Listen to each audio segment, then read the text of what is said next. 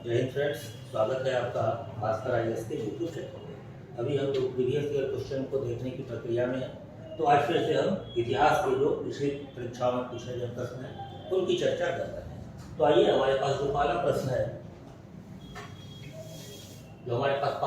वो प्रश्न है कि अपने शिलालेखों में अशोक सामान्यतः किस नाम से जाने जाते थे? चक्रवर्ती, प्रियदर्शी, धर्मदेव, धर्मकीर्ति या फिर उनमें से कोई नहीं, एक से अधिक। तो आपने पढ़ा होगा कि अशोक जो है अपने अभिलेखों में जाने जाते थे किस नाम से? तो प्रियदर्शी के नाम से। देवानाम प्रियदर्शी के नाम से अशोक अपने अभिलेखों में सामान्यतया जाने जाते थे। यहाँ पर यह ध्यान रखिएगा, एक अभिलेख है मस्की का और दूसरा अभिलेख है गुर्जरा का। तो इस मस्की और गुर्जरा के अभिलेख में अशोक अपने आप को अशोक कहता है और बाकी जितने भी अभिलेख हैं उन सबों में अशोक अपने आप को प्रियदर्शी या फिर देवानाम प्रियदर्शी के नाम से जाना जाता है। दूसरा सवाल हमारे पास है, इनमें से कौन गुप्त काल में औषधि के क्षेत्र में अपने कार्य के लिए जाने जाते हैं? सुश्रुत, शूद्रक, सौमिल, शौनक, इनमें से कोई नहीं, एक से अधिक। तो यहाँ जितने भी नाम दिए गए हैं इनमें से कोई भी गुप्त काल से संबंधित नहीं है। और अगर इन नामों में से हम ढूंढें ऐसा व्यक्ति जो आयुर्वेद का जानकार हो तो वह व्यक्ति है सुश्रुत, जिसका की कार्यकाल है, जिसका समय 600 BC का लगभग है। लगभग 600 BC के आसपास का समय जो है वह सुश्रुत का है। अगर गुप्त काल की बात करें तो गुप्त काल का जो व्यक्ति आयुर्वेदाचार्य था वह था धन्वंतरी। वह धन्वंतरी था, जिसको शल्य चिकित्सा का जनक भी कहा जाता है। धन्वंतरी को शल्य चिकित्सा का जनक भी कहा जाता है। तो इस क्वेश्चन का जो सही जवाब होगा वह क्या हो जाएगा? वह हो जाएगा ऑप्शन ई, इनमें से कोई नहीं। अगला सवाल हमारे पास है कि निम्न में से प्राचीन भारत की कौन सी लिपि दाहिने से बाईं ओर लिखी जाती थी? ब्राह्मी, शारदा, खरोष्ठी, नंदनागिरी, इनमें से कोई नहीं, एक से अधिक। तो अभी जो हमारी लिपि है देवनागरी, तो अभी हम कैसे लिखते हैं? अभी हम दाहिने से बाईं ओर लिखते हैं, लेकिन यह कह रहा है कि हम अभी जो हम लोग लिखते हैं वो बाईं से दाहिनी ओर लिखते हैं, और यह जो कह रहा है वह क्या कह रहा है कि दाहिने से बाईं ओर लिखी जाती है। तो यह जो लिपि है वह लिपि कौन सी है? तो खरोष्ठी लिपि है। यह प्राचीन भारत में किस क्षेत्र में प्रचलित थी? तो यह गांधार क्षेत्र में प्रचलित थी। यही कारण है कि जब आप अशोक का अभिलेख देखते हैं, खास करके वह अभिलेख जो पश्चिमोत्तर भारत में प्राप्त होता है, तो वह किस लिपि में मिलता है आपको? तो वह मिलता है खरोष्ठी लिपि। ठीक है, चलिए अगला सवाल हमारे पास है कि निम्न में से कौन सा बंदरगाह गुप्त काल में उत्तर भारतीय व्यापार के लिए उपयोग किया जाता था? कल्याण, ताम्रलिप्ति, भड़ौच, कैम्बेर, इनमें से कोई नहीं, एक से अधिक। तो देखिए, गुप्त काल में जो व्यापार बंदरगाहों से किया जाता था तो पश्चिमी तट के बंदरगाह का जो मुख्यालय था वह क्या था? तो वह भड़ौच था। और पूर्वी तट के बंदरगाहों का जो मुख्यालय था वह क्या था? तो वह आपका ताम्रलिप्ति था। तो इन दोनों बंदरगाहों से उत्तर भारतीय व्यापार किया जाता था। तो इसका जो सही जवाब होना चाहिए था वह ई होना चाहिए था, लेकिन बीपीएससी ने जिसका सही जवाब माना है वह माना है ताम्रलिप्ति को। बीपीएससी ने सिर्फ ताम्रलिप्ति को माना है, जबकि इसका जो सही जवाब होना चाहिए था वह ताम्रलिप्ति और भड़ौच, यानी कि ऑप्शन ई होना चाहिए था। चलिए अगला सवाल है कि मुगल चित्रकला किसके नेतृत्व में अपने शीर्ष बिंदु पर थी? जहांगीर, शाहजहां, हुमायूं या फिर अकबर? तो बहुत ही आसान सवाल है, पता होगा कि मुगल चित्रकला जो है वह किसके काल में अपने शीर्ष बिंदु पर थी? तो वह थी जहांगीर के काल में अपने शीर्ष बिंदु पर। और जहांगीर के दरबार में मंसूर, मुराद, बिशनदास, हसन, इन सारे नामों के प्रसिद्ध चित्रकार जो हैं वह जहांगीर के दरबार में रहते थे। शाहजहां का जो काल था वह स्थापत्य का काल था। शाहजहां के काल में सबसे ज्यादा स्थापत्य का निर्माण हुआ, इसको स्थापत्य का शीर्ष बिंदु कहा जाता है। ठीक है, और यहाँ जो अकबर है, तो अकबर ने ही सबसे पहले चित्रकला की फैक्ट्री लगवाई थी। चित्रकला का जो कारखाना लगवाया था वह अकबर ने ही सबसे पहले लगवाया था। और यह बीपीएससी में पूछा गया सवाल है कि सबसे पहले चित्रखाना का फैक्ट्री किसने लगवाया था। ठीक है, चलिए अगला सवाल है कि मध्यकालीन भारत में मनसबदारी व्यवस्था क्यों लागू की गई थी? राजस्व एकत्रित करने हेतु, सैनिकों की सुगमता से भर्ती हेतु, धार्मिक सद्भाव की स्थापना हेतु, स्वच्छ प्रशासन सुनिश्चित करने के लिए, इनमें से कोई नहीं एक से अधिक। यहाँ 2 मिनट रुक करके सबसे पहले हम लोग समझेंगे कि मनसबदारी व्यवस्था क्या थी। मनसबदार किसको कहा जाता था? तो मनसबदार कहा जाता था अधिकारी को। जो व्यक्ति पद धारण कर रहा है उसको क्या कहा जाता था? तो उसको कहा जाता था मनसबदार। मनसबदार को जब हम लिखते थे तो यहाँ पर 2 टर्म आता था, जात और फिर सवार। किसी भी मनसबदार को देखने के लिए जात और सवार 2 तरह के टर्म इस्तेमाल किए जाते हैं। तो जात से उस मनसबदार का रैंक डिसाइड होता था, उस मनसबदार का क्रम डिसाइड होता था कि मनसबदारों के बीच में उसका क्या हैसियत है, उसका क्या क्रम है। और सवार से यह डिसाइड होता था कि उस मनसबदार को अपने अधीन कितने घुड़सवार रखने की इजाजत है। तो अगर किसी को 5000 का जात मिला है तो हो सकता है कि उसको सवार भी 5000 का मिले, या फिर किसी का 5000 का जात है तो हो सकता है कि सवार उसको मात्र 4000 हो, या किसी का 3000 का जात है तो हो सकता है उसके पास 1000 का सवार हो। यहाँ यह ध्यान रखना है कि यह जो सवार की संख्या है यह कभी भी जात रैंक से ऊपर नहीं जा सकती। जात रैंक से ऊपर जाने का 2 कंडीशन था। एक, जब इसके बाद जहांगीर का और फिर शाहजहां का सिंह अस्पा और 2 अस्पा पद्धति लागू होता है तो वहां पर जाकर के सवार की संख्या बढ़ सकती है। और दूसरा, इसके समय में जब किसी को मशरूत जागीर दिया जाता था तो उस वक्त उस सवार की संख्या बढ़ सकती थी, लेकिन जैसे ही मशरूत जागीर वापस ले लिया जाता था तो फिर से सवार की संख्या जो है वह जात रैंक के बराबर या फिर जात रैंक से कम हो जाती थी। तो यह था जात और सवार रैंक, मनसबदार का वर्गीकरण। तो इस जात और सवार रैंक के आधार पर, इस जात रैंक और सवार रैंक के आधार पर मनसबदारों का जो है वह 3 तरह का वर्गीकरण किया गया था।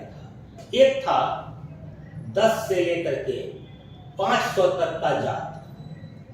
जिस मनसबदार का जात रैंक 10 से लेकर के 500 तक का था उसको क्या कहा जाता था? तो उसको मनसबदार कहा जाता था। इसको क्या कहा जाता था?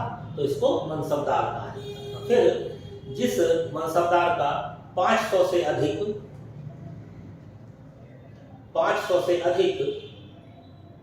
और 500 से अधिक और 2500 से कम, 500 से अधिक और 2500 से कम जिसका जात रैंक होता था उसको अमीर कहा जाता था। जिस मनसबदार का रैंक, जात रैंक 500 से अधिक और 2500 से कम होता था उसको क्या कहा जाता था? उसको अमीर कहा जाता था। और फिर 2500 से ज्यादा जिसका जात रैंक हो जाता था, जिसका जात रैंक 2500 से ज्यादा हो जाता था उसको अमीर उल उमरा कहा जाता था। उसको अमीर उल उमरा कहा जाता था। तो यह मनसबदारों का जात क्रम के आधार पर विभाजन था। 10 से 500 तक जिसका जात रैंक है वह मनसबदार कहलाता था। 500 से अधिक और 2500 से कम जिसका जात रैंक है वह अमीर कहलाता था। और 2500 से ज्यादा जिसका जात रैंक होता था वह अमीर उल उमरा कहलाता था। ये बातें समझ में आ गई। अब देखिए, यह जो प्रणाली आधारित थी, यह जो प्रणाली जात और सवार की प्रणाली आधारित थी, तो इस प्रणाली को हम कहते थे दहबिस्ती प्रणाली। इस प्रणाली को हम कहते थे दहबिस्ती प्रणाली। दहबिस्ती प्रणाली कहने का मतलब होता है कि 10 पर 20। दहबिस्ती का मतलब होता है 10 पर 20। मतलब अगर किसी सवार को, अगर किसी अमीर को, अगर किसी मनसबदार को मान लेते हैं कि उसको 500 का जात रैंक और 500 का सवार रैंक मिला हुआ है, तो उसको अपने अधीन 500 घुड़सवार सैनिक रखने हैं। तो 500 घुड़सवार सैनिक रखने के लिए उसको 1000 घोड़ा रखना होगा, तभी उसको पूर्ण सवार काउंट किया जाएगा। यानी कि एक सैनिक पर 2 घोड़ा रखना होगा, क्योंकि अगर घोड़ा थक जाए युद्ध में तो उस घोड़े को आराम दिया जा सके और दूसरे घोड़े से सवार जो है वह युद्ध लड़ सके, अपना काम कर सके। अगर किसी सवार के पास 1 घोड़ा मिलता था, यानी कि सवार के पास 1 घोड़ा हो, तो उसको नीम सवार कहा जाता था। उसको नीम सवार कहा जाता था। था। नीम का मतलब होता है आधा, यानी कि उसको आधा सवार कहा जाता था। आपने कहावत सुनी होगी कि नीम हकीम खतरे जान, तो वहां पर नीम का मतलब है कि जो अधूरा हकीम है, जिसको आधा नॉलेज है, तो वह क्या होता है, तो जान के लिए खतरनाक होता है। तो यह यहीं से नीम वर्ड आया है, यह फारसी का वर्ड है, इसका मतलब होता है आधा। तो जिस सवार के पास एक घोड़ा होगा उसको नीम सवार माना जाएगा। अब देखिए, ये जो मनसबदार थे, तो मनसबदार आखिर क्या कर रहे थे? तो मनसबदार मुगल प्रशासन का इस्पाती ढांचा कहा जाता था कि मुगल प्रशासन अगर चल रहा है तो किसके दम पर, तो मनसबदारों के दम पर। अब मनसबदारों को वेतन देना होता था, तो अगर किसी मनसबदार को नगद वेतन दे दिया गया तब तो वो मनसबदार कहलाता। लेकिन अगर सरकार जो है, प्रशासन जो है, वह नगद वेतन नहीं दे पा रही है, तो उसको एक हिस्से का, जमीन के एक भूभाग का स्वामित्व दे देती थी, जो कि ट्रांसफरेबल होता था 3-4 वर्षों के लिए, कि उस क्षेत्र से वह लगान वसूल ले और वह अपना खर्चा निकाल ले। तो यह जो उसको जमीन दिया जाता था, यही जमीन जागीर कहलाता था। और जिन मनसबदारों को जागीर दे दिया जाता था तो वह जागीरदार कहलाता था। तो मनसबदारी और जागीरदारी जो है एक ही व्यवस्था के अंग थे। जिन मनसबदारों को तनख्वाह के रूप में वेतन दे दिया जाता था, धन दे दिया जाता था, तो उनकी बात अलग है, उनको वेतन जागीर कहते थे, उनको वेतन मनसबदार कहते थे। लेकिन जिनको वेतन के बदले में कोई जागीर दे दी जाती थी तो उनको जो है जागीरदार कहते थे। तो यही मनसबदारी और जागीरदारी। यहाँ पर 4 तरह की जागीरदारी दी जाती थी। पहला जो जागीरदारी था वह क्या कहलाता था, तो वह कहलाता था जागीर ए तनख्वाह। पहला जो था वह था जागीर ए तनख्वाह। इसमें क्या होता था कि जागीरदार मतलब मनसबदार को अपने जात और सवार रैंक के आधार पर उसके तनख्वाह का निर्धारण होता था, और ऐसा भूखंड जहां से उतना लगान आ सके वह उसको उसके तनख्वाह के बदले दे दिया जाता था। तो ऐसे जागीरदार को क्या कहते थे, तो जागीरे तनख्वाह। ऐसी जो जागीर दी जाती थी वह जागीरे तनख्वाह कहलाती थी। फिर जो दूसरा जागीर था वह था वतन जागीर। यह क्या था, तो वतन जागीर। यह राजपूतों को दिया जाता था और इस पर उनका वंशानुगत अधिकार होता था, यानी कि राजपूतों का जो अपना क्षेत्र था उसी पर उनको मुगल प्रशासन अपने प्रशासन के अधीन ला करके उनको अपना क्षेत्र उनके जागीर के रूप में उनको दे दी जाती थी, जिस पर कि उनका उत्तराधिकारी हक हुआ करता था। जबकि ये जो जागीर तनख्वाह है यह हर 3-4 साल में ट्रांसफर कर दी जाती थी एक मनसबदार से दूसरे मनसबदार को, ताकि इस क्षेत्र में कोई वह भ्रष्टाचार न कर सके। ठीक है, तो यह जो वतन जागीर है यह राजपूतों को दिया जाता था, ताकि उनका जो विश्वास है वह मुगल प्रशासन के प्रति बना रहे और मुगल प्रशासन को उससे फायदा मिलता है। तीसरा जो जागीर का प्रकार था वह था अलमतग्गा जागीर। अलमतग्गा जागीर, जिस तरह से वतन जागीर राजपूतों को दी जाती थी जिस पर कि उनका वंशानुगत हक हुआ करता था, तो ठीक उसी तरह से अलमतग्गा जागीर जो है यह मुसलमानों को दिया जाता था जिस पर कि उनका वंशानुगत हक हुआ करता था। तो यह अलमतग्गा जागीर जो है वह मुस्लिमों के लिए था और वतन जागीर जो है वह राजपूतों के लिए था। और चौथा जो जागीर का प्रकार था वह क्या था, तो वह था मशरूत जागीर। मशरूत जागीर कहने का मतलब है कि अगर किसी मनसबदार को कोई विशेष कार्य सौंपा गया है जिससे कि उसको ज्यादा सवार रखने की आवश्यकता है, तो उस ज्यादा सवार को रखने के लिए उसके खर्च को चलाने के लिए कुछ एक्स्ट्रा भूखंड दे दिया जाता था, ताकि उसका वह एक्स्ट्रा सवार का खर्च निकल सके। और जैसे ही वह काम संपन्न हो जाता था तो उस जागीर को फिर से उस मनसबदार से वापस ले लिया जाता था। तो वही क्या कहलाता था, तो वही कहलाता था मशरूत जागीर। तो यह कोई 4 तरह के जागीर दिए जाते थे मुगल काल में। ठीक है, तो आप मनसबदार और जागीरदार समझ लिए। तो अब इस सवाल का जवाब क्या होगा कि भारत में मनसबदारी व्यवस्था लागू क्यों की गई थी? तो हमने क्या देखा कि स्वच्छ प्रशासन सुनिश्चित करने के लिए मनसबदारी व्यवस्था लागू की गई थी। ठीक है, इसका जो सही जवाब है वह क्या हो जाएगा, तो वह हो जाएगा ऑप्शन नंबर डी। चलिए अगला सवाल है कि अष्टप्रधान का गठन किसने किया था? चंद्रगुप्त, अशोक, हर्षवर्धन, शिवाजी। हमने जो पिछले क्लास में डिस्कस किया था क्वेश्चंस को, तो वहां पर भी यह अष्टप्रधान टर्म आया था और हमने देखा था कि अष्टप्रधान का गठन किसने किया था, तो शिवाजी ने किया था। अष्टप्रधान क्या था, तो बेसिकली शिवाजी के प्रशासन का 8 मंत्रियों का परिषद था जो कि छत्रपति को सलाह देता था। अष्टप्रधान में कौन कौन आते थे, तो अष्टप्रधान में पेशवा आता था, अमात्य आता था, वकियानवीस आता था, सुरनवीस आता था, सुमंत आता था, सेनापति आता था, न्यायाधीश आता था और पंडित राव आता था। तो कुल 8 तरह के व्यक्ति, 8 तरह का जो डिपार्टमेंट था वह अष्टप्रधान कहलाता था। चलिए अगला सवाल है कि दिल्ली के किस सुल्तान ने सबसे ज्यादा नहरों का निर्माण किया था? फिरोज शाह तुगलक, इल्तुतमिश, बलबन, सिकंदर लोदी, इनमें से कोई नहीं। बहुत ही आसान सवाल है, ये किस सुल्तान ने किया था, तो वह किया था फिरोज शाह तुगलक ने। फिरोज शाह तुगलक ने सबसे ज्यादा नहरों का निर्माण करवाया। फिरोज शाह तुगलक ने खैराती अस्पताल खुलवाया। फिरोज शाह तुगलक ने बेरोजगारों को रोजगार देने की व्यवस्था की। फिरोज शाह तुगलक ने बहुत तरह के कर को समाप्त करके 4 तरह का कर लगा दिया। तो ये सारे काम किसने किए थे, तो ये सारे काम फिरोज शाह तुगलक ने किए थे।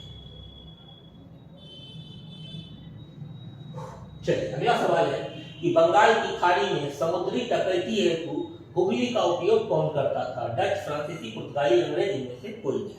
बहुत ही आसान सवाल है। आपने देखा है कि जो समुद्री डकैती करने का काम करते थे तो वह कौन करते थे, तो वह करते थे पुर्तगाली। तो इसका जो सही जवाब है वह क्या हो जाएगा, तो वह हो जाएगा ऑप्शन नंबर सी, पुर्तगाली। ठीक है, चलिए अगला सवाल है कि व्यक्तिगत सत्याग्रह आंदोलन के प्रथम सत्याग्रही कौन थे? सरोजिनी नायडू, सी राजगोपालाचारी, विनोबा भावे, सुभाष चंद्र बोस, इनमें से कोई नहीं, एक से अधिक। तो व्यक्तिगत सत्याग्रह 1940 में महात्मा गांधी के द्वारा प्रारंभ किया गया था। और क्यों प्रारंभ किया गया था, तो बिना भारतीयों की सहमति के भारत को द्वितीय विश्व युद्ध में ढकेल देने के खिलाफ महात्मा गांधी ने सत्याग्रह शुरू किया था, व्यक्तिगत सत्याग्रह उसी के खिलाफ। तो यहाँ पर जो पहले सत्याग्रही बनते हैं वह कौन बनते हैं, तो वह बनते हैं विनोबा भावे। जो दूसरे सत्याग्रही होते हैं वह कौन होते हैं, तो वह जवाहरलाल नेहरू होते हैं। और जो तीसरे सत्याग्रही होते हैं वह कौन होते हैं, तो वह ब्रह्मदत्त होते हैं। और यह सवाल पिछले यूपीएससी एग्जाम में पूछा हुआ है। ठीक है, तो इसका जो सही जवाब है वह क्या हो जाएगा, वह हो जाएगा विनोबा भावे। चलिए अगला सवाल देखिए।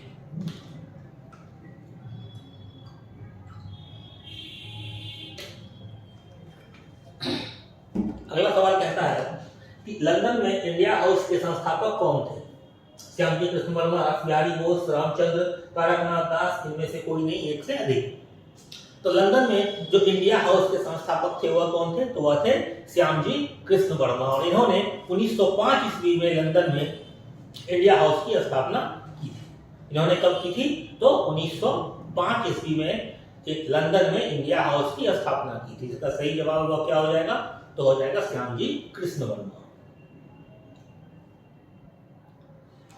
चलिए अगला सवाल है कि देशेर कथा पुस्तक किसने लिखी थी? सखाराम, गणेश देवस्कर, राजेंद्र प्रसाद, निवारण चंद्र, मुरली मनोहर प्रसाद, इनमें से कोई नहीं, एक से अधिक। तो इसका जो सही जवाब है वह क्या है, तो देशेर कथा जो पुस्तक है वह लिखी थी सखाराम गणेश देवस्कर ने। कब लिखा था, तो यह लिखा था 1904 ईस्वी में। ठीक है, और यह जो बंगाल के क्रांतिकारी विचारक इनको कहा जाता है। इनको बंगाल का क्रांतिकारी विचारक और क्रांतिकारी लेखक कहा जाता है। ठीक है, और यह जो देशेर कथा है, इस देशेर कथा में इन्होंने भारत की गुलामी का चित्रण किया है। भारत की गुलामी का और भारत में किस तरह से अन्याय अत्याचार हो रहा है, तो इन सब का चित्रण उन्होंने कहा किया है, तो देशेर कथा अपनी पुस्तक में की है। पुस्तक कब की है, तो वह पुस्तक है 1904 ईस्वी। चलिए अगला सवाल है कि भारतीय राष्ट्रीय कांग्रेस के संस्थापक कौन थे? William Adam, A.O.. ह्यूम, रास बिहारी बोस, मोतीलाल नेहरू, इनमें से कोई नहीं। बड़ा ही आसान सवाल है, सबको पता है कि भारतीय राष्ट्रीय कांग्रेस की स्थापना किसने की थी? तो एओ ह्यूम ने की थी। कब की थी? तो 1885 ईस्वी में की थी।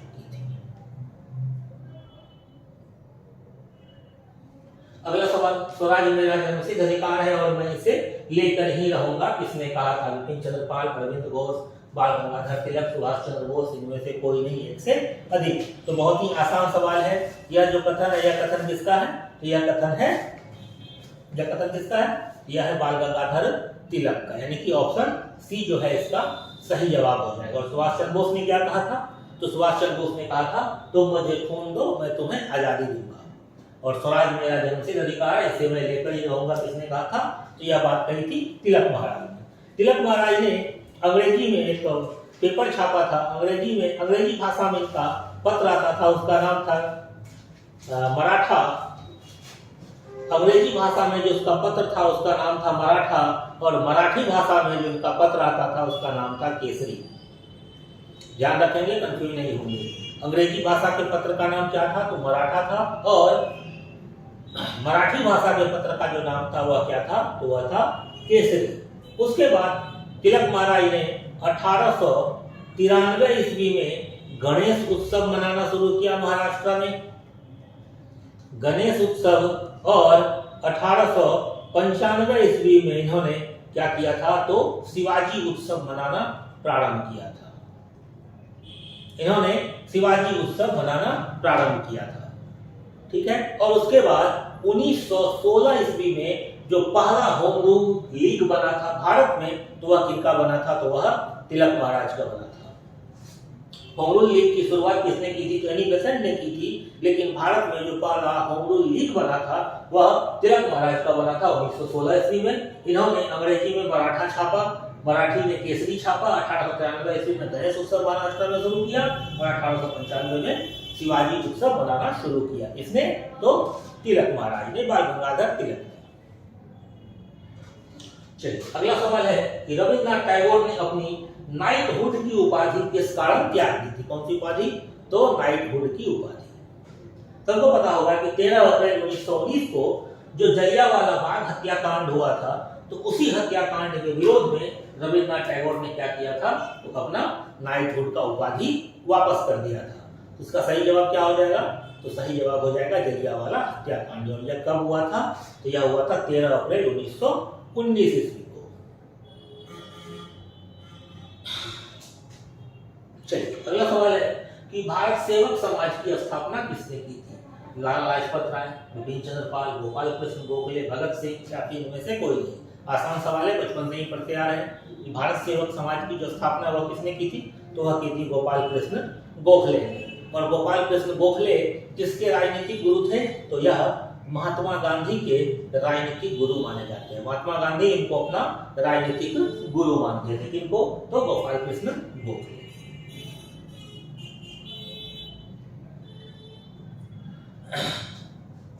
चलिए अगला सवाल है कि काकोरी ट्रेन डकैती कांड में किन क्रांतिकारियों को फांसी की सजा दी गई थी? सबसे पहले तो इसको आप लोग सुधार लेंगे, क्योंकि अब उत्तर प्रदेश सरकार ने काकोरी ट्रेन डकैती कांड का नाम बदल करके क्या कर दिया है?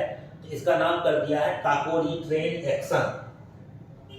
काकोरी ट्रेन डकैती कांड को क्या कहा जाता है? अब काकोरी ट्रेन एक्शन। तो कह रहा है कि किन क्रांतिकारियों को फांसी की सजा दी गई थी? तो यह जो काकोरी कांड हुआ था यह कब हुआ था? तो यह हुआ था 9 अगस्त 1925 ईस्वी को। यह हुआ था 9 अगस्त 1925 ईस्वी को। और इसमें सरकारी खजाना लूट लिया गया था। और इसमें जो फांसी दी गई थी, तो वह फांसी दी गई थी राम प्रसाद बिस्मिल और अशफाकुल्ला खान को। किसको किसको? तो राम प्रसाद बिस्मिल और अशफाकुल्ला को इसमें फांसी दे दी गई थी। तो जो सही जवाब हमारा क्या है? तो ऑप्शन नंबर ए। ठीक है, चलिए अगला सवाल है कि इंडिया फॉर इंडियंस किताब किसने लिखी थी? CR दास, MG Ranade, VD Savarkar, SN Banerjee, कोई नहीं, एक से अधिक। तो देखिए इंडिया फॉर इंडियंस जो किताब है किसने लिखा था? तो यह लिखा था CR दास। यानी कि हमारा जो ऑप्शन नंबर ए है वह हमारा सही जवाब है। ठीक है, अगला सवाल है कि सत्यशोधक समाज की स्थापना किसने की थी? दयानंद सरस्वती, ज्योतिबा फुले, गांधी जी, डॉक्टर BR अम्बेडकर, इनमें से कोई नहीं, एक से अधिक। तो यह जो सत्यशोधक समाज है इसकी स्थापना किसने की थी? इसकी स्थापना की थी ज्योतिबा फूले ने। दयानंद सरस्वती ने किस संघ की स्थापना की थी? उन्होंने की थी आर्य समाज की स्थापना। दयानंद सरस्वती ने आर्य समाज की स्थापना की थी और सत्यशोधक समाज जो है वह किसके द्वारा स्थापित किया गया था? वह किया गया था ज्योतिबा फूले के द्वारा। चलिए अगला सवाल है कि भारतीय राष्ट्रीय कांग्रेस की प्रथम महिला अध्यक्ष कौन थी? कस्तूरबा गांधी, श्रीमती एनी बेसेंट, सरोजिनी नायडू, भक्ति लक्ष्मी देसाई, इनमें से कोई नहीं, एक से अधिक। तो हमने पिछले बार भी देखा था इस क्वेश्चन को कि यहाँ कह रहा है कि भारतीय राष्ट्रीय कांग्रेस की प्रथम महिला अध्यक्ष, यहाँ पर भारतीय महिला अध्यक्ष नहीं पूछा है, पूछा है तो प्रथम महिला अध्यक्ष। तो इसका जो सही जवाब हो जाएगा वह हो जाएगा एनी बेसेंट। जो पहली महिला अध्यक्ष थी वह एनी बेसेंट थी। 1917 के अधिवेशन में जो कहाँ हुआ था? तो यह हुआ था कलकत्ता में। अगर यहाँ पूछता कि प्रथम भारतीय महिला अध्यक्ष कौन थी तो वह हो जाती सरोजिनी नायडू, जो कि 1925 में इन्होंने अध्यक्षता की थी। और कहाँ की थी? तो यह की थी कानपुर में। दो महिला अध्यक्ष हो गया। जो तीसरी महिला अध्यक्ष थी जिन्होंने अध्यक्षता की थी 1933 ईस्वी में, कहां पर? तो कलकत्ता में। और यह कौन थी? तो इनका नाम था नलिनी सेनगुप्ता। इनका नाम था नलिनी सेनगुप्ता। यह 3 कुल महिला अध्यक्ष इन्होंने कांग्रेस की अध्यक्षता की है। 1917 में सबसे पहले कलकत्ता का अधिवेशन एनी बेसेंट, 1925 दूसरी बार कानपुर में अध्यक्ष कौन? सरोजिनी नायडू। और तीसरी बार 1935 का अधिवेशन कलकत्ता में अध्यक्ष कौन? तो नलिनी सेनगुप्ता। यही कुल 3 महिला अध्यक्ष रही है कांग्रेस की।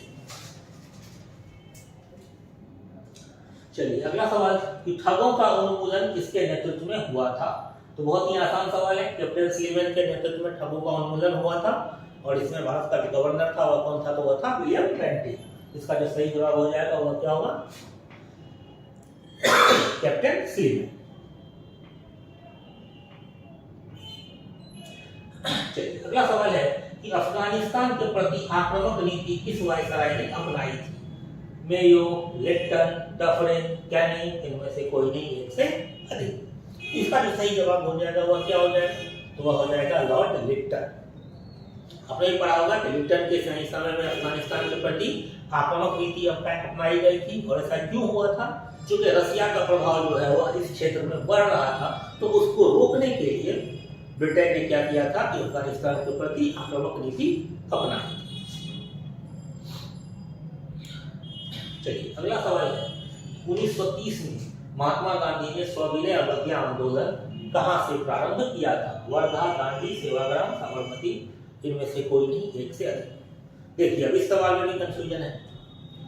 अगर आप बिपिन चंद्रा वाली एनसीईआरटी पढ़ेंगे तो उसका पहला लाइन ही है कि महात्मा गांधी ने साबरमती आश्रम से सविनय अवज्ञा आंदोलन प्रारंभ किया। अगर आप उसी बिपिन चंद्रा की भारत का स्वतंत्रता संग्राम पढ़ेंगे उसमें जो स्पष्ट लिखा हुआ है कि इस आंदोलन की शुरुआत कहां से हुई है तो वह हुई है दांडी से।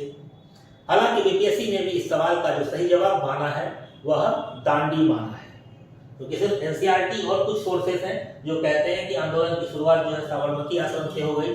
साबरमती आश्रम से जब गांधी जी अपने 78 अनुयायियों के साथ 12 मार्च 1930 को दांडी यात्रा पर जाते हैं और 5 अप्रैल को वहां पहुंचते हैं और 6 अप्रैल को नमक बनाकर इस कानून को तोड़ देते हैं 1930 ईस्वी में, तो यहां से यह आंदोलन प्रारंभ होता है।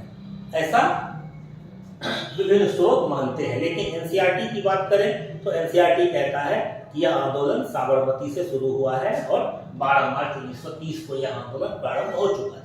लेकिन बीपीएससी ने इसका जो सही जवाब है वह दांडी माना है। आप लोग भी दांडी मान के चले कि यह जो 1930 का सविनय अवज्ञा आंदोलन है यह कहां से प्रारंभ हुआ?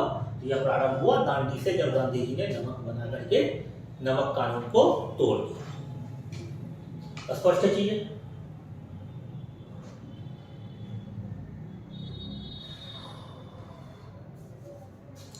अगला सवाल है कि साराबंदी आंदोलन 1922 में किसके नेतृत्व में प्रारंभ हुआ था? चित्तरंजन दास, सरदार वल्लभ भाई पटेल, राजेंद्र प्रसाद, लाजपत राय, इनमें से कोई नहीं, एक से अधिक।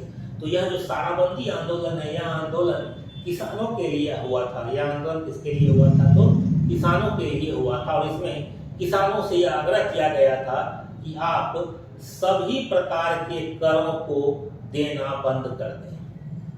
जितने भी तरह के आप कर दे रहे हैं उन सभी करों को देना बंद कर दें। इसलिए इसका नाम था साराबंदी, यानी कि सारा कर बंद। और इस आंदोलन का जो नेतृत्व है वह किसने किया था? तो यह किया था सरदार वल्लभ भाई पटेल। ठीक है, चलिए अगला सवाल है कि भारत विभाजन के समय भारतीय राष्ट्रीय कांग्रेस के अध्यक्ष कौन थे? या फिर मान लीजिए सवाल को पूछ देता कि भारत की आजादी के समय भारतीय राष्ट्रीय कांग्रेस के अध्यक्ष कौन थे? दोनों एक ही सवाल है, क्योंकि भारत जो आजाद हुआ, भारत का विभाजन हुआ है वह सेम टाइम पर हुआ है। जेपी कृपलानी, जवाहरलाल नेहरू, मौलाना अबुल कलाम आजाद, चक्रवर्ती राजगोपालाचारी। यह ध्यान रखना है कि इस समय जो कांग्रेस के अध्यक्ष थे वो कौन थे? तो वो थे जेबी कृपलानी। कौन थे? तो जेबी कृपलानी। अब यहाँ पर जवाहरलाल नेहरू में एक चीज याद रखिएगा कि 1937 का जो अधिवेशन होता है कांग्रेस का, यह होता है फैजपुर में। फैजपुर महाराष्ट्र का एक गांव है और यह कांग्रेस का पहला अधिवेशन है जो किसी गांव में आयोजित होता है। मौलाना अबुल कलाम आजाद के बारे में याद रखिएगा, इन्होंने सबसे कम उम्र में कांग्रेस की अध्यक्षता की है स्पेशल सेशन में। और उसके बाद यह भी याद रखिएगा कि कांग्रेस में सबसे लंबे समय तक अध्यक्ष रहने का जो रिकॉर्ड है वह किसके पास है? तो वह मौलाना अबुल कलाम आजाद के पास था। उसके बाद ये ध्यान रखिएगा कि भारत जब आजाद हो गया तो जब सरकार बनी तो उस सरकार में जो पहले शिक्षा मंत्री थे भारत के वो कौन थे? तो वो थे मौलाना आजाद। पहले शिक्षा मंत्री कौन थे? तो मौलाना आजाद। और चक्रवर्ती राजगोपालाचारी के विषय में याद रखना है कि स्वतंत्र भारत के पहले और आखिरी जो भारतीय गवर्नर थे वह कौन थे? तो चक्रवर्ती राजगोपालाचारी थे। इस क्वेश्चन से संबंधित सारा फैक्ट हो गया। चलिए आगे बढ़ते हैं। अगला सवाल है कि वह प्रथा जिसके तहत किसान स्वयं भूमि का मालिक होता है और सरकार को भू राजस्व के भुगतान के लिए जिम्मेदार माना जाता है। ये सवाल भी देखिए रिपीटेड है। पिछले क्लास में हमने इस सवाल को डिस्कस किया था कि वह कौन सी प्रथा है? तो रैयतवाड़ी प्रथा है। रैयतवाड़ी का मतलब ही होता है, रैयत का मतलब होता है किसान, जिसके पास जमीन का मालिकाना हक होता है। तो इस प्रथा में क्या होता था कि किसान स्वयं जमीन का मालिक होता था और कर देने के लिए भी वह स्वयं उत्तरदायी होता था। इस वक्त 3 तरह की प्रथा विद्यमान थी, जमींदारी, रैयतवाड़ी और महालवाड़ी। तो जमींदारी प्रथा में जमींदार उत्तरदायी होता था। महालवाड़ी प्रथा में पूरा महाल उत्तरदायी होता था। महाल गांव को कहते हैं, ठीक है। और रैयतवाड़ी प्रथा में जो है वह कौन उत्तरदायी होता था?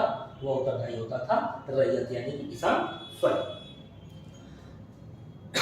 स्पष्ट है चीजें? चलिए अगला सवाल हम लोग देखें। अगला सवाल हमारे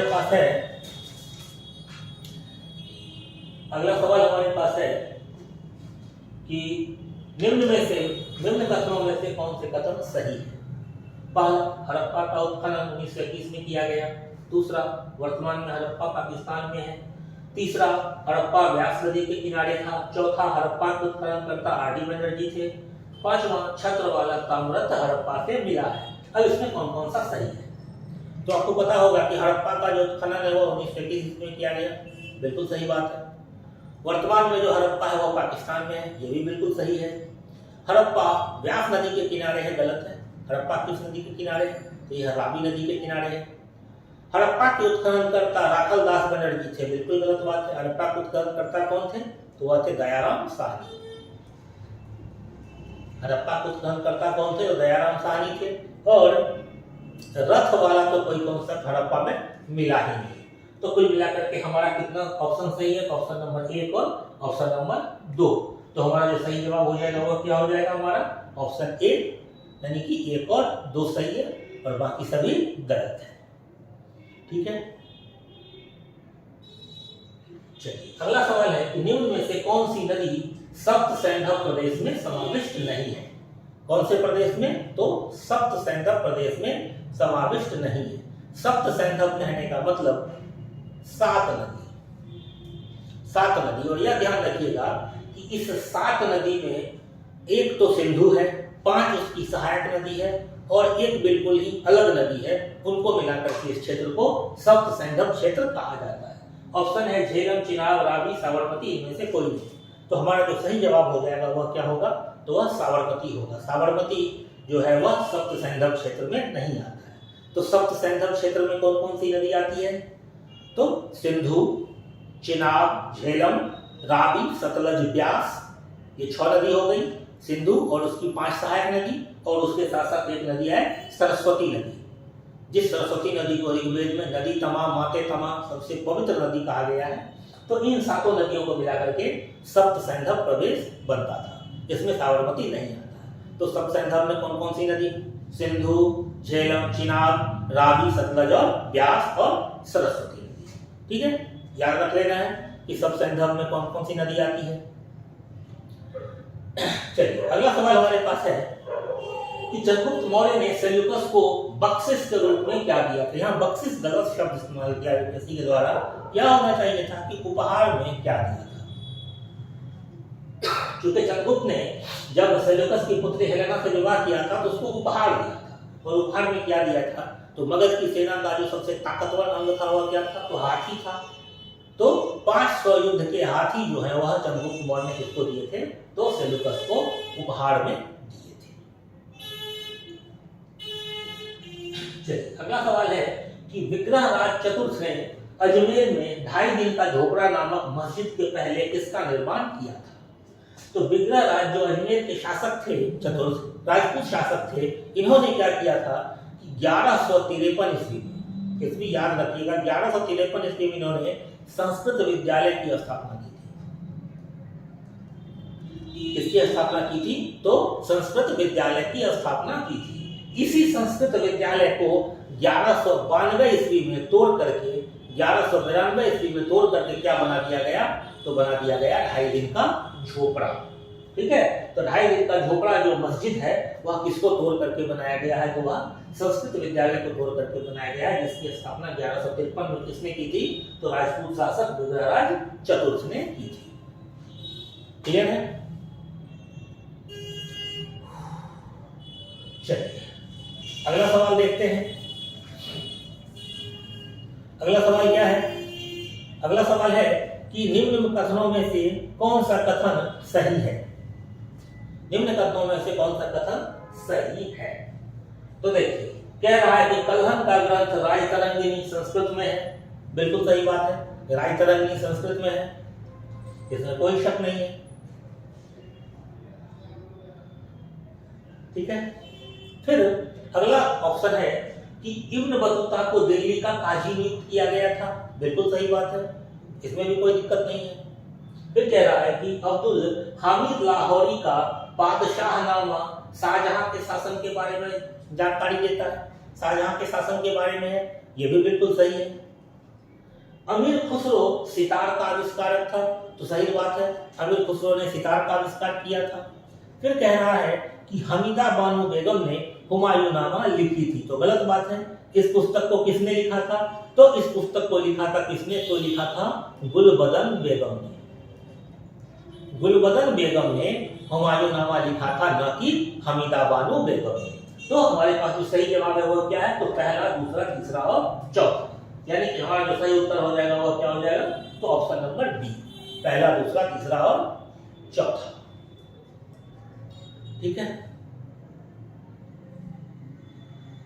चलिए अगला सवाल, गौतम बुद्ध ने अपना प्रथम उपदेश कहाँ दिया था। पाटलिपुत्र, सारनाथ, गया, वैशाली, इनमें से कोई नहीं, एक से अधिक। तो गौतम बुद्ध ने जो अपना पहला उपदेश दिया था, वह कहाँ दिया था, तो वह दिया था सारनाथ में। सारनाथ में कहाँ दिया था, तो ऋषिपत्तन में। ऋषिपत्तन में अपना पहला उपदेश दिया था। और गौतम बुद्ध के पहले उपदेश को किस नाम से जानते हैं, तो पहले उपदेश को हम जानते हैं धर्म चक्र प्रवर्तन के नाम से, हम इसके पहले उपदेश को जानते हैं। फिर गौतम बुद्ध जब गृह त्याग करते हैं तो उस घटना को महाबलिश्रमण कहते हैं। गौतम बुद्ध को जब ज्ञान की प्राप्ति होती है तो उस घटना को हम निर्वाण या फिर संबोधि के नाम से जानते हैं। और फिर जब गौतम बुद्ध की मृत्यु होती है उस घटना को हम महापरिनिर्वाण के नाम से जानते हैं। आपने इन सारे टर्म को बिहार स्पेशल में देखा होगा जब राकेश सर आप लोगों को समझा रहे थे, वहाँ उन्होंने अच्छे से बता दिया था। आप लोग उस वीडियो को देख लीजिएगा, ये चीजें और स्पष्ट हो जाएंगी।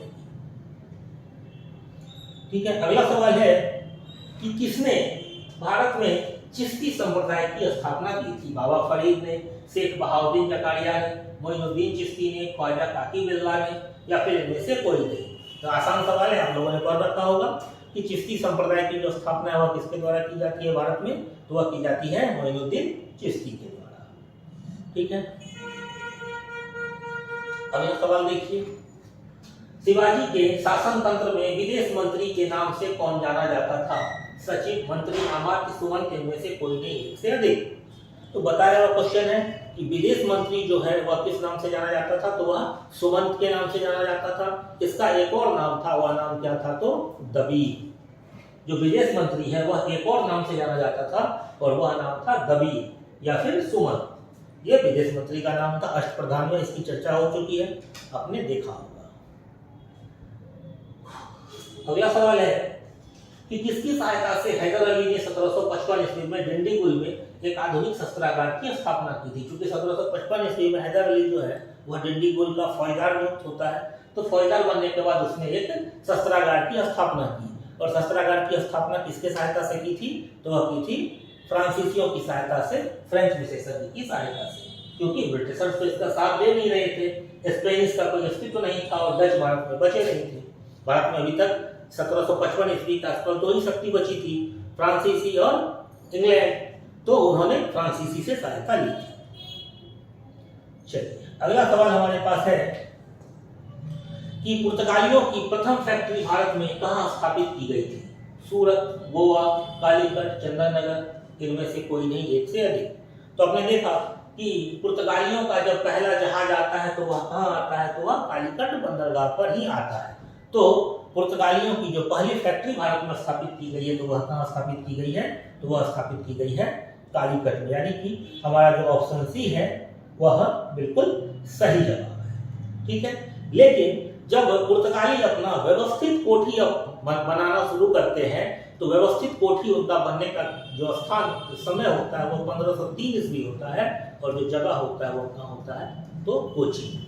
कोचीन में इन्होंने अपना पहला व्यवस्थित फैक्ट्री बनाया था और कब बनाया था? तो 1503 ईस्वी में। ऐसे उनकी जो पहली फैक्ट्री भारत में स्थापित हुई वह कहाँ हुई? तो वह स्थापित हुई कालीकट बंदरगाह। चलिए, अगला सवाल हमारे पास है कि मद्रास में रैयतवाड़ी पद्धति को किसने प्रारंभ किया था? ये बहुत बार रिपीटेड सवाल हो गया, तो इसका जो सही जवाब है वह सही जवाब क्या हो जाएगा? तो option number B, Thomas Munro. अब इस सवाल पर ज्यादा समय देने का कोई मतलब नहीं है। अगला सवाल है कि किसने कहा था कि 1857 की घटना का प्रारंभ धर्म के संघर्ष के रूप में हुआ था और उस घटना का अंत स्वतंत्रता संग्राम के रूप में हुआ? तो यह जो कथन है, यह कथन किसका? यह कथन डॉक्टर एस.एन. सेन का है। एस.एन. सेन ने ही यह बात कही थी कि प्रारंभ जो इस संघर्ष का है वह धार्मिक संघर्ष के रूप में हुआ, लेकिन बाद में यह क्या हो गया? तो स्वतंत्रता संग्राम के रूप में परिवर्तित हो गया। विनायक दामोदर सावरकर ने इसको क्या कहा है? तो भारत का पहला स्वतंत्रता संग्राम कहा है। मजुमदार साहब ने इसको ना तो पहला कहा है ना स्वतंत्रता संग्राम कहा है। ठीक है, इसका जो सही जवाब वह क्या हो जाएगा? तो वह ऑप्शन ए हो जाएगा। चलिए, अगला सवाल है कि किस वर्ष में एक भारतीय महिला भारतीय राष्ट्रीय कांग्रेस की अध्यक्षा बनी? यह ध्यान रखिएगा कि सब कह रहा है कि भारतीय महिला, यह महिला नहीं पूछ रहा है। और आपका पहला ऑप्शन में ही 1917 है, आप महिला देखेंगे 1917 ऑप्शन लगा देंगे क्योंकि एनी बेसेंट यही बनी थी, लेकिन वह भारतीय नहीं थी। ध्यान रखना है कि भारतीय महिला पूछ रहा है, तो भारतीय महिला कब बनी थी? तो 1925 ईस्वी में बनी थी। इसका जो सही जवाब हो जाएगा वह क्या हो जाएगा? ऑप्शन नंबर ई, इनमें से कोई नहीं। क्यों? क्योंकि 1917 में कौन बनी? तो एनी बेसेंट बनी। एनी बेसेंट 1925 में कौन बनी? सरोजिनी नायडू। और 1935 में कौन बनी? तो नलिनी सेन गुप्ता। ये तीन महिला बनी है। और यहाँ आपका सवाल है कि भारतीय महिला पूछ रहा है, तो उसका जो सही जवाब हुआ क्या होगा? 1925। तो ऑप्शन में है ही नहीं, क्या हो जाएगा हमारा आंसर? इनमें से कोई। ठीक है, चलिए अगला सवाल देखते हैं। अगला सवाल कहता है कि निम्न कथनों में से कौन कौन से कथन सही है। पहला कथन क्या है हमारे पास कि लाइक अली निजाम के एग्जीक्यूटिव काउंसिल के प्रेसिडेंट थे।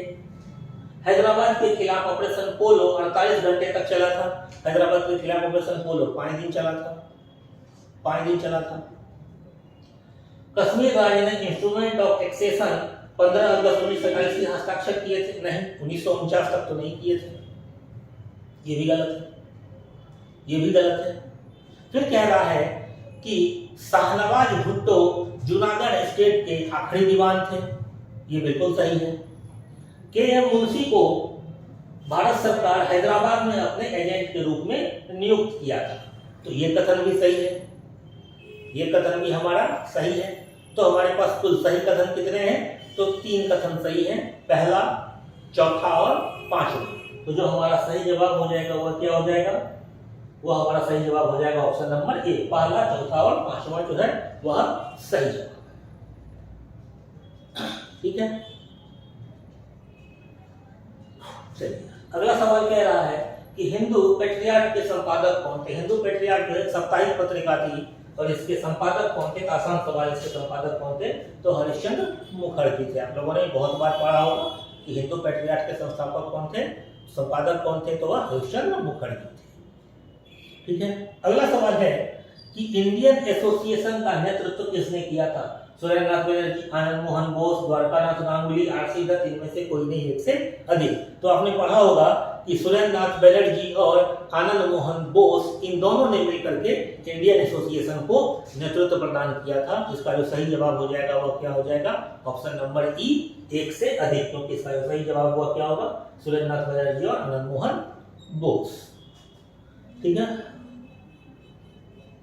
चलिए अगला सवाल है कि साम्राज्य के अंतर्गत स्वशासन नामक उद्देश्य को मुस्लिम लीग ने कब स्वीकार किया था?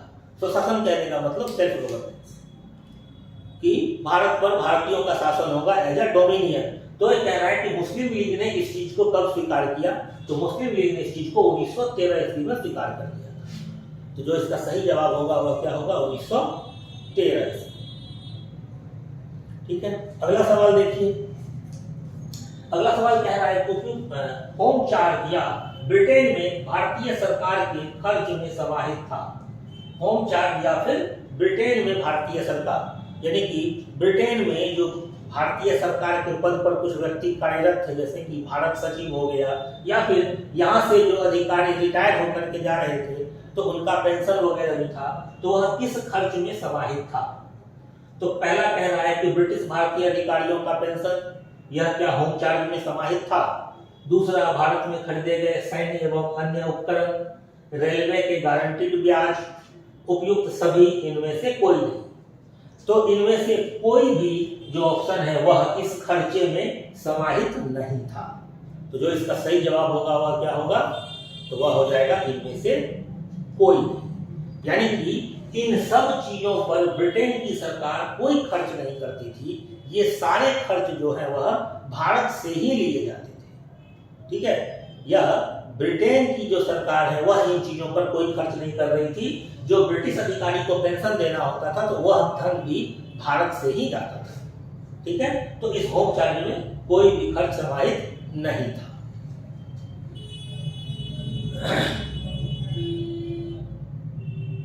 चलिए अगला सवाल हमारे पास है कि 1897 के भारतीय राष्ट्रीय कांग्रेस के अमरावती अधिवेशन को किसने 3 दिवसीय तमाशा कहा था?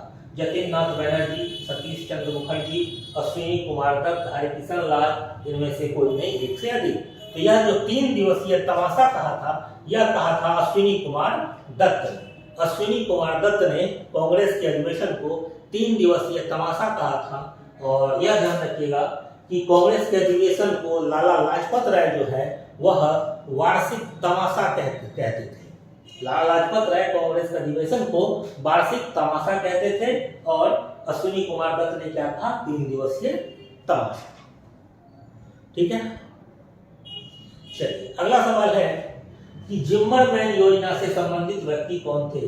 लाला हरदयाल, भूपेन्द्र दत्त, वीरेंद्र नाथ चट्टोपाध्याय, डी सावरकर, इनमें से कोई नहीं, एक से अधिक। तो जिम्मर योजना जो है इसमें बहुत सारे लोग सम्मिलित थे, जैसे कि भूपेन्द्र नाथ दत्त थे, लाला हरदयाल थे और भी बहुत सारे लोग थे। इसका जो सही जवाब होगा वह हो जाएगा ई, इनमें से अधिक, क्योंकि ऑप्शन में हमारे पास दो नाम है, लाला हरदयाल और भूपेन्द्र नाथ दत्त। जिम्मरमैन योजना थोड़ा समझ लीजिए कि यह क्या था। 1915 की घटना है, फर्स्ट वर्ल्ड वॉर शुरू हो गया था। तो फर्स्ट वर्ल्ड वॉर जब शुरू हो गया था तो अंग्रेजों को भारत से भगाने के लिए भारत में जो क्रांतिकारी संगठन था उसने जर्मनी से सहायता मांगी। जर्मनी से बहुत सारे हथियार लेके आए थे, जर्मनी से गोला बारूद आया था और उसके आधार पर भारत से ब्रिटिश साम्राज्य को खदेड़ने की बात थी। उसी को जिम्मरमैन योजना या फिर जर्मन योजना कहते हैं। ठीक है, इसका जो सही जवाब है वह क्या हो जाएगा, ऑप्शन ई, लाला हरदयाल और भूपेन्द्र दत्त। यही था जिम्मरमैन योजना। ठीक है, अब देखिए अगला सवाल है कि किसान नेता मोतीलाल तेजावत संबंधित है बिजोलिया आंदोलन से, मेवाड़ के भील आंदोलन से, मारवाड़ के किसान आंदोलन से, यूपी के किसान आंदोलन से, इनमें से कोई नहीं, एक से अधिक। तो यह जो मोतीलाल तेजावत संबंधित थे, यह मोतीलाल तेजावत जो है यह मेवाड़ के भील आदिवासी आंदोलन से संबंधित थी। मेवाड़ में जो भील आदिवासी आंदोलन हुआ था तो उस आंदोलन से जो संबंधित व्यक्ति थे वह कौन थे, तो मोतीलाल तेजावत। इनको मोतीलाल तेजावत को आदिवासियों का मसीहा भी कहा जाता था। ये जो मोतीलाल तेजावत हैं इनको आदिवासियों का मसीहा कहा जाता था, आदिवासियों का मसीहा, यानी कि आदिवासियों के जो समर्थक थे, जो शुभचिंतक थे वह कौन थे, तो मोतीलाल तेजावत महोदय, और यही मेवाड़ के भील आदिवासी आंदोलन से संबंधित व्यक्ति थे। चलिए अगला सवाल हमारे पास है कि साइमन कमीशन को किसकी अध्यक्षता में नियुक्त किया गया था। सर जॉन साइमन, क्लीमेंट एटली, हैरी लेवी लॉसन, एडवर्ड कोडोगन, इनमें से कोई नहीं, एक से अधिक। तो देखिए सामान्य सा नियम है कि जिसके नाम पर किसी भी कमीशन, किसी भी आयोग का नाम होता है वही व्यक्ति उस कमीशन या उस आयोग का अध्यक्ष होता है। या इसको ऐसे समझ लीजिए कि जो व्यक्ति किसी कमीशन या आयोग का अध्यक्ष होता है उसी के नाम पर उस कमीशन का नाम होता है, तब इसका नाम ही है साइमन कमीशन। तो जाहिर सी बात है इसकी अध्यक्षता किसने की, तो इसकी अध्यक्षता किसने की थी, सर जॉन साइमन। तो जो सही जवाब हमारा है वह क्या हो जाएगा, ऑप्शन नंबर ए। चलिए अगला सवाल है कि 1920 के मध्य में हिंदुस्तानी सेवा दल, ध्यान रखिएगा हिंदुस्तानी सेवा दल पूछ रहा है, ठीक है।